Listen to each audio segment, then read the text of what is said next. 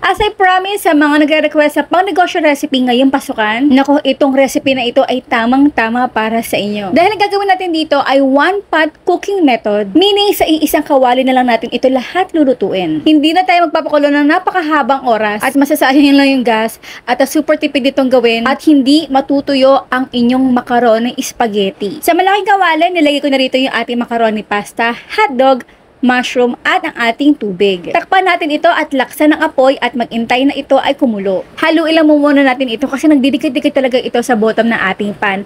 Again, takpan at lutuin lang ito for another few minutes. Kapag medyo kamakonti na yung ating tubig, ilagay na natin dito yung ating butter, mga pampalasa, paminta, paprika, kung ano-ano pa mga pampalasa na gusto nyo dito. Pero kung asin at paminta, meron lang kayo, okay lang yun. At maglalagay na tayo dito ng kahit anong paborito nyo sauce o paborito ng inyong mga customer na pwede tayong gumamit dito ng mga Filipino style sweet sauce, Italian sauce, at kung ano-ano pa. Pwede tayong gumamit dito ng carbonara sauce. Basta 900 grams. Takpa lang natin ito. Pero bago yan, ay kailangan natin i-check yung ating macaroni pasta kung ito ay luto na. Kung ito ay mga nasa 80% done na, ay takpa lang natin ito, patayin natin ang apoy at lagyan natin ito ng parmesan cheese. Naku, this time, dinamihan ko talaga yung parmesan cheese kasi paborito ito ng anak ko at binabaong niya talaga ito sa school. Tandaan ha, wala na tayong apoy dito. Takpa lang natin for a few minutes hanggang sa talaga namang ma-absorb ng ating pasta yung ating sauce. At itong recipe natin ay talaga namang dry-proof, saucy, cheesy at napakasarap na